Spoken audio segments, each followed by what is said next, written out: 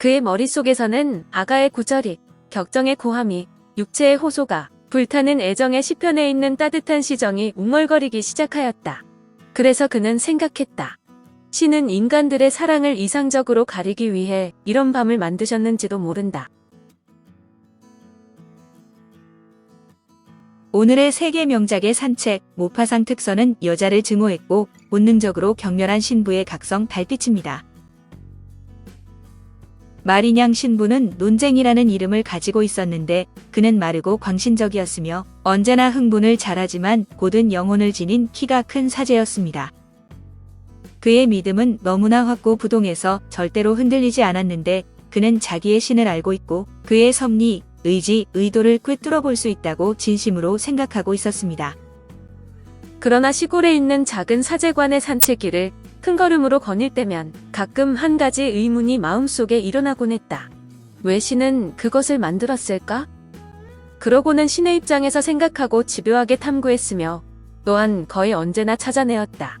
주님, 당신의 섭리는 헤아릴 수가 없습니다. 하고 독실한 겸손의 정열 속에서 속삭이는 그가 아니었다. 그는 혼자 중얼거리는 것이었다.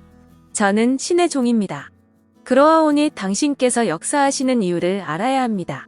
만일 제가 알 수 없는 것이라면 추측이라도 해야만 합니다. 자연 속에 있는 모든 것이 그에게는 절대적이고도 감탄할 만한 논리를 가지고 창조된 것처럼 보였지만 어째서와 무엇 때문에라는 것이 언제나 좌우로 흔들렸습니다.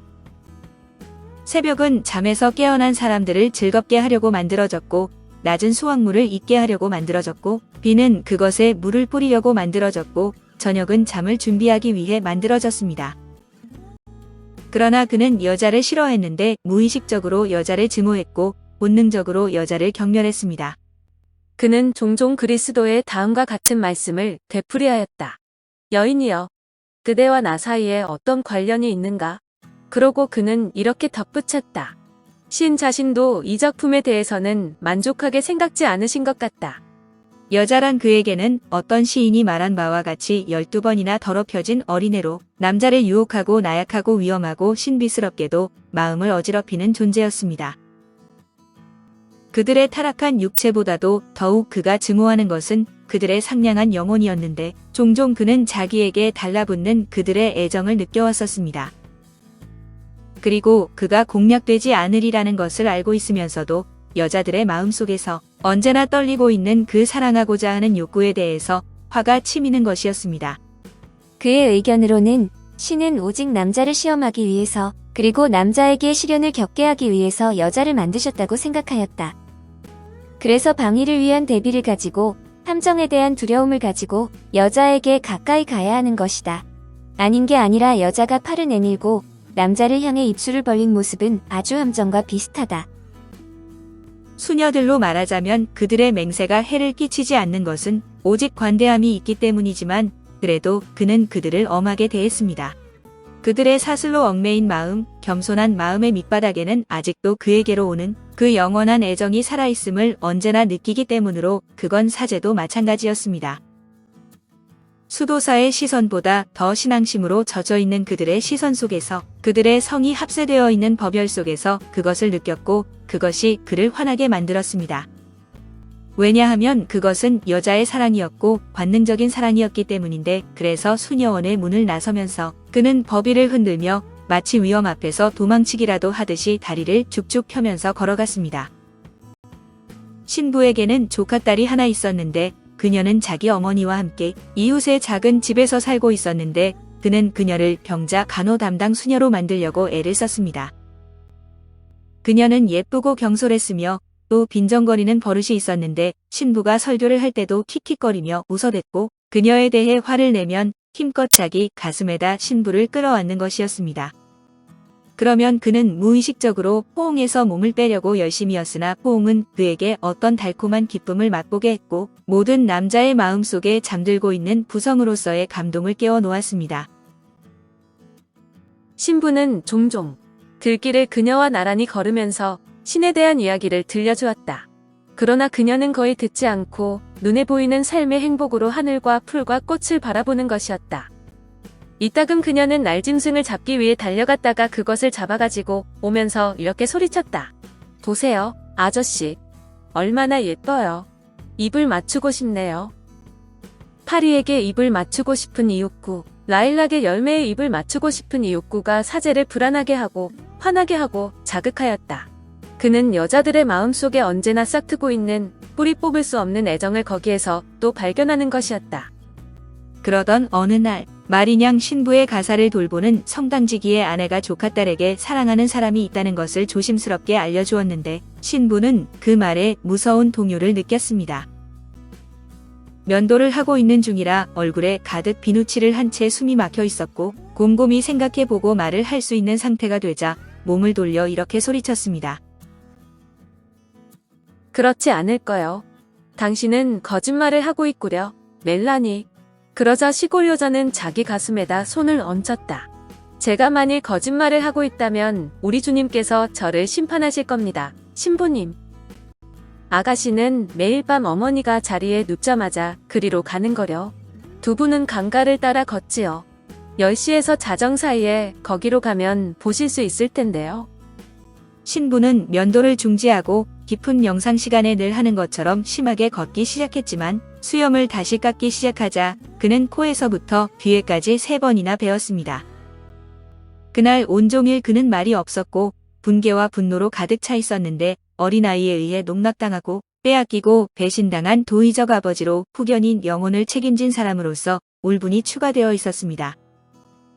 그것은 딸이 부모와 상의 없이 또 부모의 반대에도 불구하고 남편을 선택했을 때 느끼는 부모들의 이기적인 숨막힘 같은 것이었습니다.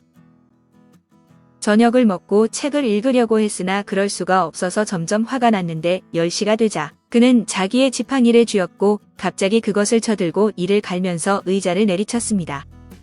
그는 문을 열고 나가려다가 거의 한 번도 본 적이 없을 만큼 눈부시게 아름다운 달빛에 놀라 문간에서 걸음을 멈추었습니다. 그는 교회의 신부나 꿈꾸는 시인들이 가져야 할 그런 정신 중의 하나인 열광하는 정신을 가지고 태어났기 때문에 창백한 밤에 숭고하고도 평화로운 아름다움에 감동되어 갑자기 멍해짐을 느꼈습니다. 작은 정원에 있는 모든 것은 부드러운 달빛에 잠겨 있었다. 졸지어 늘어선 과일나무들은 푸른 잎을 거에 걸치지 않은 가느다란 나뭇가지들의 그림자를 산책길에 들이우고 있었다.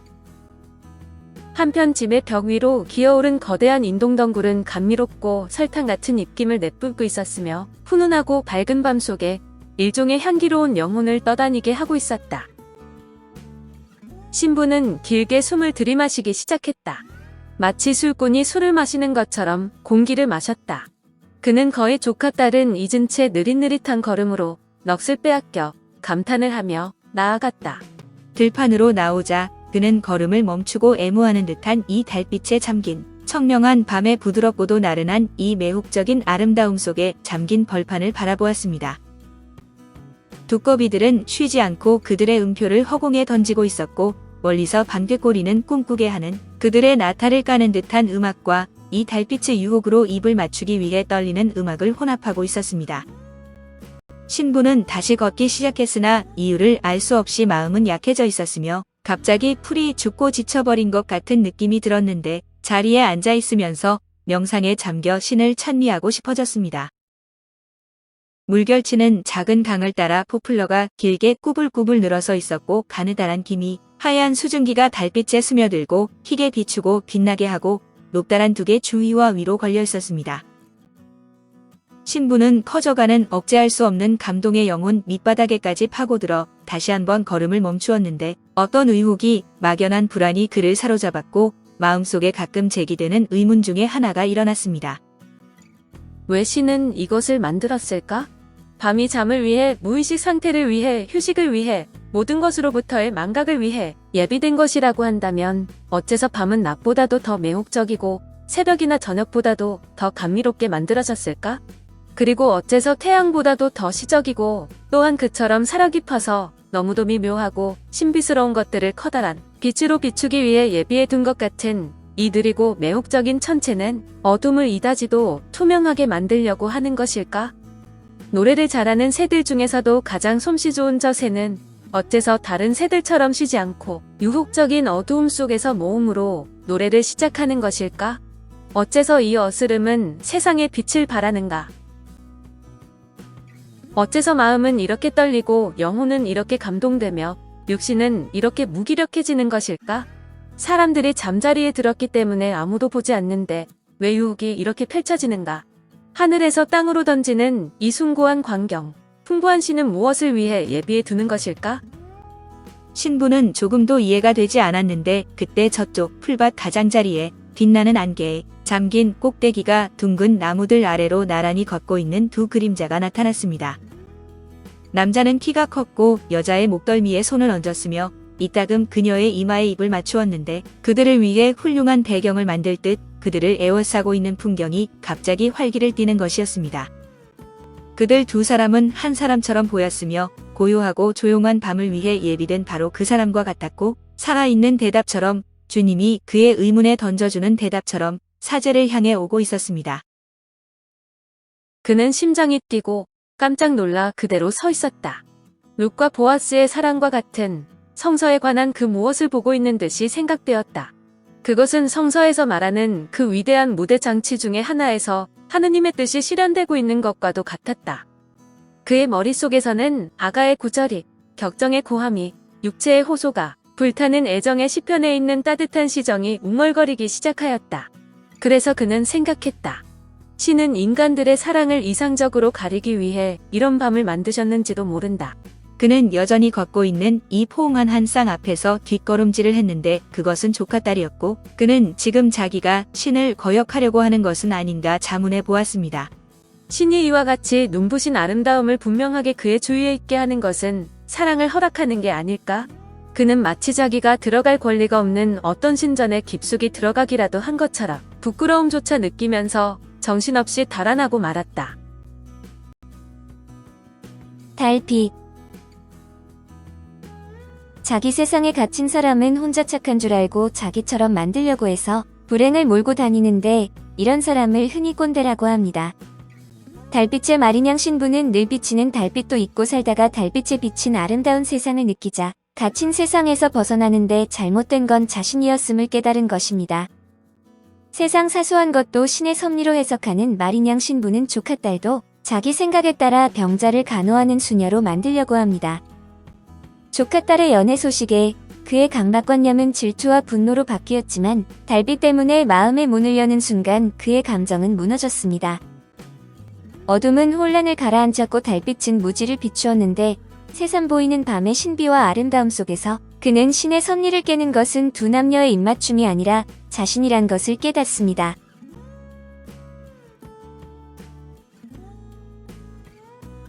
기드 모파상에 대해서는 모파상 특선의 첫 번째 이야기인 노근에 소개되어 있으니 참조 바랍니다. 오늘은 모파상 특선의 두 번째로 달빛을 알아보았는데 다음에는 낚시를 좋아했던 것뿐인데 독일 장교에게 총살당한 프랑스인들 두 친구를 소개하도록 하겠습니다.